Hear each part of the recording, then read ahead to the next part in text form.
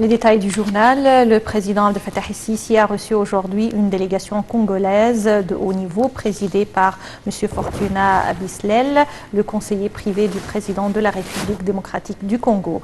M. Bislel a transmis un message du président congolais au chef de l'État Abdel Fattah el-Sisi dans lequel il a affiché sa gratitude et sa reconnaissance envers l'Égypte, notamment son rôle pour la préservation de la paix et la stabilité en RDC, ainsi que pour son soutien continu au Congo dans les différentes instances régionales et internationales. M. Bisley a également loué la valeur des relations de fraternité entre les deux pays.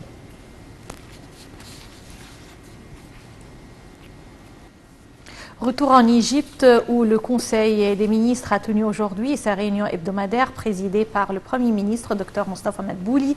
La réunion a porté sur les dernières évolutions du nouveau coronavirus et les mesures préventives nécessaires à prendre. Dr Mostafa Madbouli a enjoint les responsables à appliquer des sanctions contre les contrevenants et a affirmé que toute négligence nécessitera la fermeture de l'établissement, mettant en garde contre la hausse de la courbe des cas contaminés.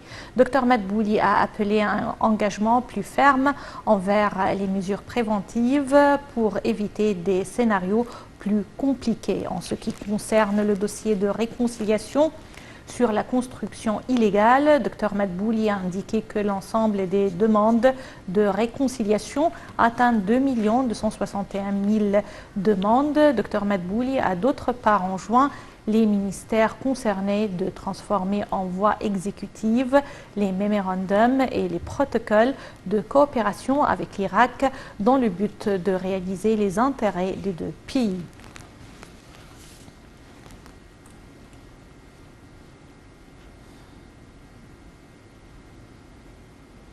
Les ministres de l'irrigation de l'Égypte, du Soudan et de l'Éthiopie se réunissent aujourd'hui sur le barrage de la Renaissance. Au cours de la réunion, les ministres devaient soumettre des rapports sur l'approche des trois pays sur la question du barrage éthiopien. Les experts juridiques et techniques d'Égypte, d'Éthiopie et du Soudan ont conclu mardi leur réunion chargée de mettre un cadre de référence sur le rôle des experts pour faciliter les pourparlers sur le barrage éthiopien, selon un communiqué publié hier par le ministère égyptien de l'Irrigation.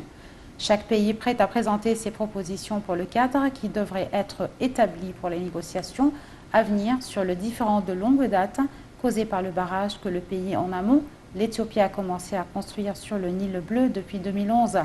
Les pourparlers d'une semaine ont débuté dimanche avec une réunion d'experts quelques jours après un appel du président sud-africain Cyril Ramaphosa, l'actuel président de l'Union africaine, à reprendre les négociations et à mettre fin à l'impasse.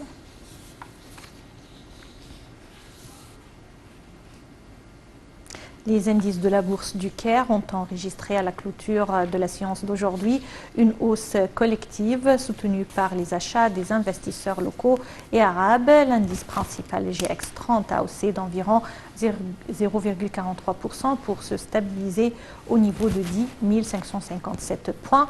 Les indices secondaires GX70 et GX100 ont respectivement haussé d'environ 1,57% et 1,33%. Le capital du marché a gagné 5,2 milliards de livres égyptiennes, enregistrant 608,4 milliards de livres égyptiennes après des échanges qui atteignent 1,1 milliard de livres.